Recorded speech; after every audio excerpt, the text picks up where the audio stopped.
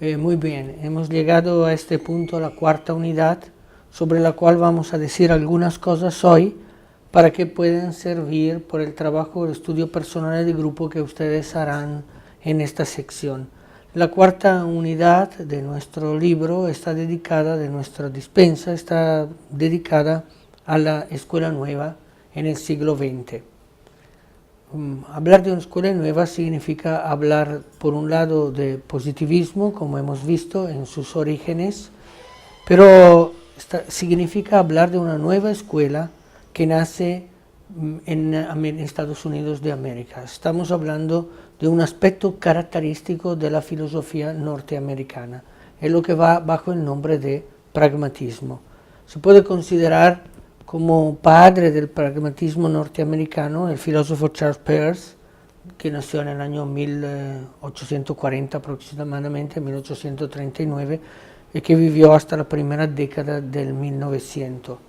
Y también desde el punto de vista de aquel que transformó en una filosofía metafísica, podríamos decir, el pragmatismo, que fue William James, contemporáneo prácticamente a Peirce.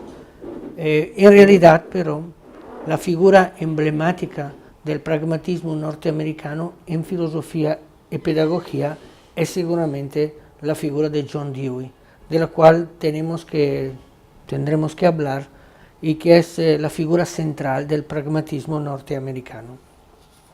De aquí derivará la escuela activa, sobre la cual diremos algunas cosas, pero en el campo de las corrientes pedagógicas, el pragmatismo americano tendrá cuatro figuras fundamentales como corriente pedagógica.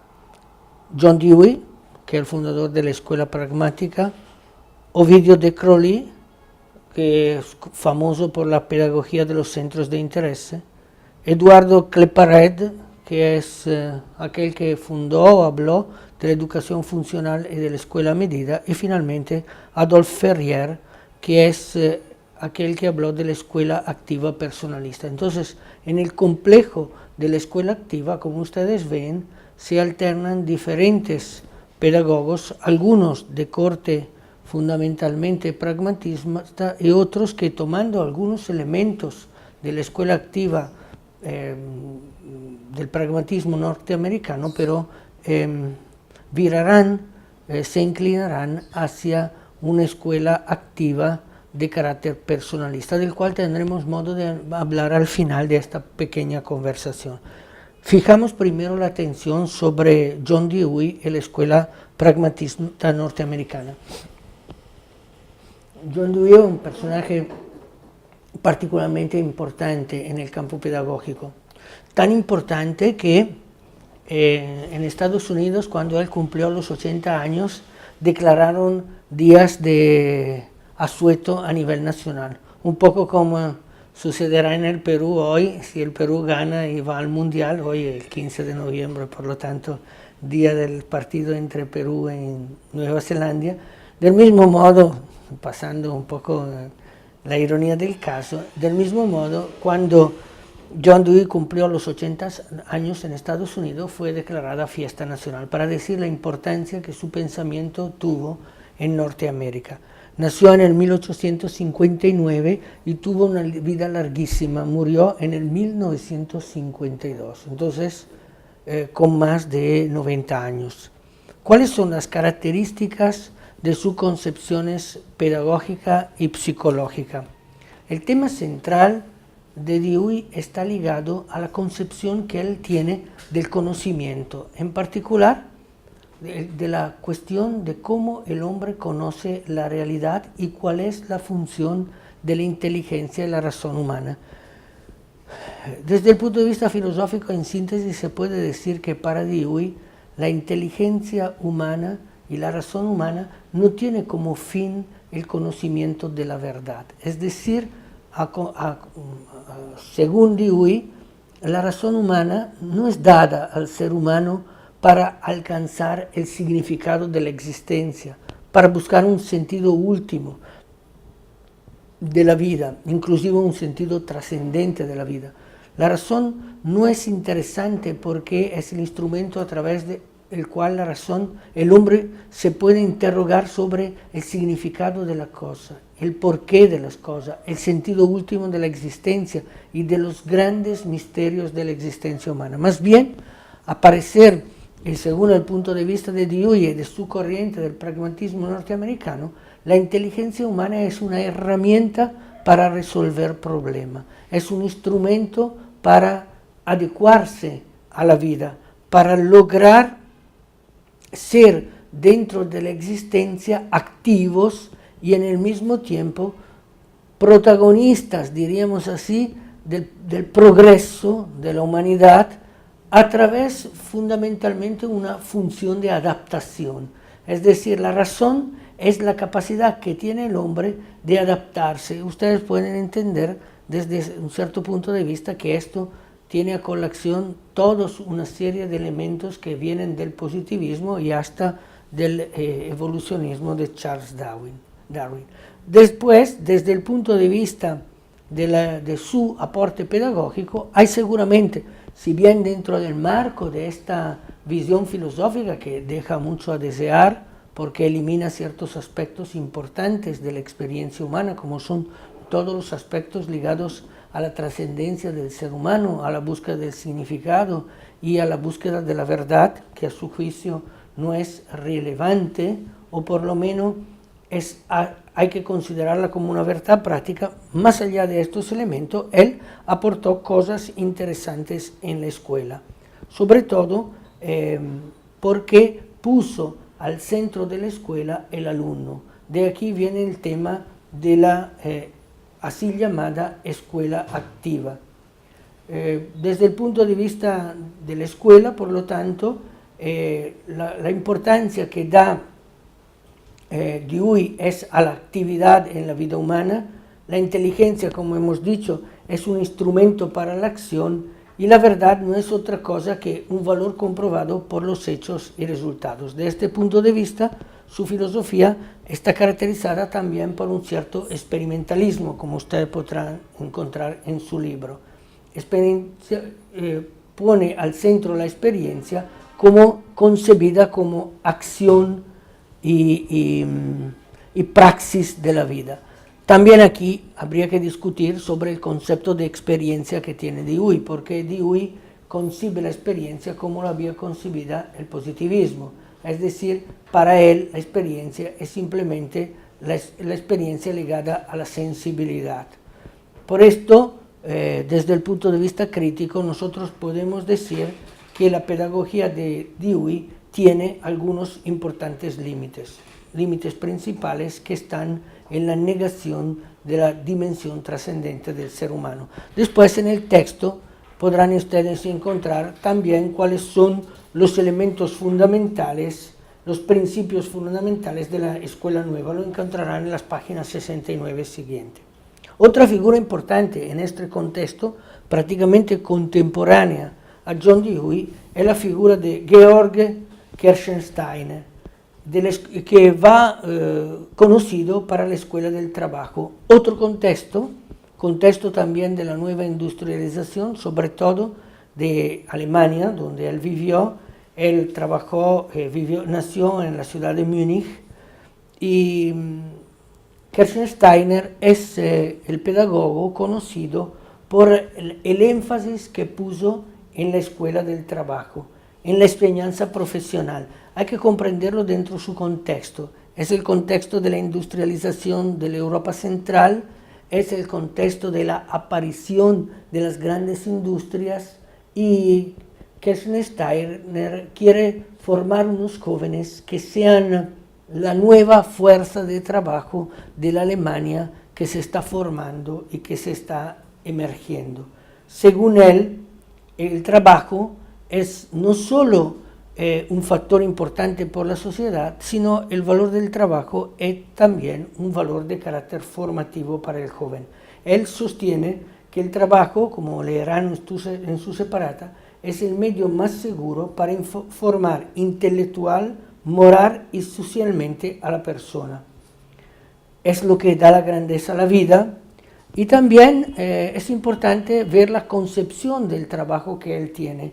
Él concibe el trabajo no solo para lograr algunos resultados individuales, como es el sustentamiento propio de la familia o inclusive la riqueza, sino concibe el trabajo también como un servicio que el individuo da a la sociedad. Él insiste sobre el hecho que el ideal humano del cual hablamos es en el mismo tiempo amar y servir.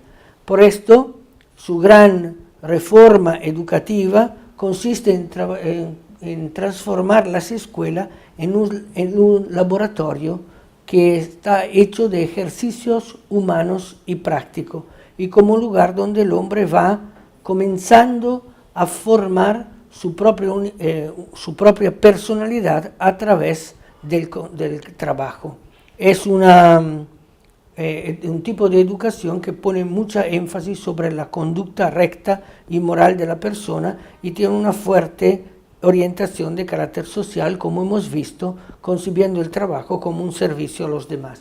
Otra figura importante en este contexto, en esta cuarta unidad, es la figura de Ovidio de Crolles, conocido porque es el pedagogo de la pedagogía de los centros de intereses. Es un médico belga que vive entre el final del 1800 y el 1932, y su lema era École pour la vie y par la vie, es decir, una escuela para la vida y por la vida.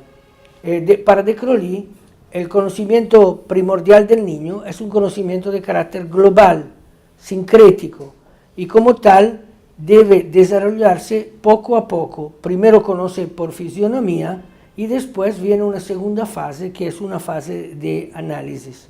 De Crolles crea un método global de aprendizaje, especialmente en la lectura y la escritura para los niños. Y esto es un método interesante. No comienza como se comenzaba anterior a él, enseñando a los niños letra por letras, fonema por fonema, sino comienza a través del conocimiento primero de palabras y frases para llegar después al análisis de las partes. Y las frases que sirven para aprender a leer y a escribir se debe recoger, según él, por un ambiente próximo, a través de la relación con los intereses. Entonces, mediante el juego, la introducción poco a poco en el juego de conceptos nuevos. Es importante porque en sus métodos educativos él da gran importancia al método audiovisual. Entonces, la enseñanza de la lectura y de la escritura están llamados más a desarrollarse a través de la visualidad, a través de la parte visual, que no la parte auditiva. En otra parte importante del pensamiento de Crolles es la teoría del origen psicológico de los centros de intereses, donde dice que hay intereses genuinos en los niños que nacen de sus necesidades fundamentales, que son necesidades físicas, por un lado, necesidad de alimentarse, de beberse, de respirar, etcétera, de cubrirse, de protegerse del calor o del frío, necesidad de seguridad, necesidad de defensa frente a los peligros o enemigos, necesidad de limpieza, higiene, lucha contra las enfermedades, necesidad dentro de la sociedad. Y dentro de estas necesidades, el actuar, el trabajar solo en grupo, el sobresalir, realizarse como persona. Y cada una de estas necesidades da vida a un centro de interés que es susceptible de dar pie al aprendizaje.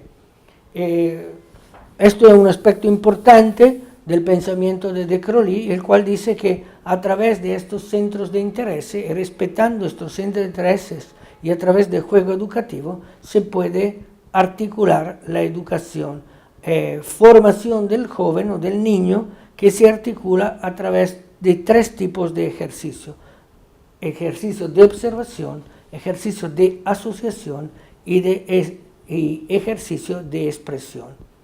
Se puede decir, como dicen algunos críticos, que su pedagogía es un poco a mitad entre el intelectualismo de Herbart que hemos conocido y el pragmatismo de Dewey. Otra figura importante, siempre en el contexto de la pedagogía del final del 800 y del inicio del 900, es la figura de Eduardo Claparède, conocido por ser el fautor de la educación funcional y de escuela a la medida. Él es importante porque es aquellos que comienza a pensar a una educación individualizada. La famosa escuela a medida es una escuela en la cual él piensa que cada niño debe ser el centro del proceso educativo, así como es, con sus características, con sus limitaciones y con sus procesos. Claparède era solía decir que es extraño que nosotros tengamos vestidos a medida, zapatos a medida y no nos preocupemos de dar una educación a medida del desarrollo del niño, que esto es general, y de alguna forma a medida de cada uno de los niños. La educación, según él, debe ser funcional, debe favorecer una conducta que estimule en el niño la actividad oportuna, que sea capaz de satisfacer sus necesidades, que son necesidad de observar, de trabajar, de jugar, de vivir. Y entonces, de nuevo, y en esto tenemos algunos aspectos parecidos al punto de vista de Crowley, es importante, y de los pensadores anteriores como Kerstenstein, es importante que la educación sea funcional a la necesidad del joven o del niño de saber, de mirar, de trabajar. Después, en la página 69 y 70 de la separata, tienen, es importante que ustedes lo lean, los principios fundamentales de la escuela nueva. Finalmente, cabe mencionar que en esta cuarta unidad hay un importante texto de evaluación continua. Normalmente no hemos hablado de los textos de evaluación continua, pero en este caso es particularmente importante. Vayan ustedes a leerlo con detenimiento. Está contenido en la página que van desde la página 81 a la página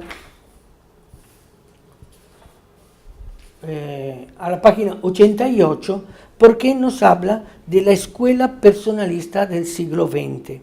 Es importante mencionar esta escuela personalista. En muchos casos es una escuela personalista que tiene un fuerte influjo por parte del cristianismo, es decir, por una dimensión y una comprensión de la dimensión religiosa del hombre, pero es una escuela que abarca también otras figuras. Es un modo de interpretar la educación que de alguna forma se opone al naturalismo y al positivismo, porque se opone a la pretensión que la ciencia sea la ciencia exacta, las ciencias físicas, las ciencias naturales, podríamos decir, sean las únicas fuentes de la verdad sobre la naturaleza, sobre el cosmos, pero sobre todo sobre la persona humana.